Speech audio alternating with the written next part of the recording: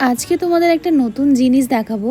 এই হলো দেখতে পারছো, এটা হলো সিন্ডার, যেটা আমি অ্যামাজন থেকে কিনেছি। সিন্ডারও কিন্তু এখন খুব সুন্দর গাছ হয়। তো এটা হলো বোন মিল পাউডার। তো বোন মিল পাউডার একটা সার, তো ওটা আমি কিনেছি নতুন। এই দুটো আমি অ্যামাজন থেকে নিয়েছি।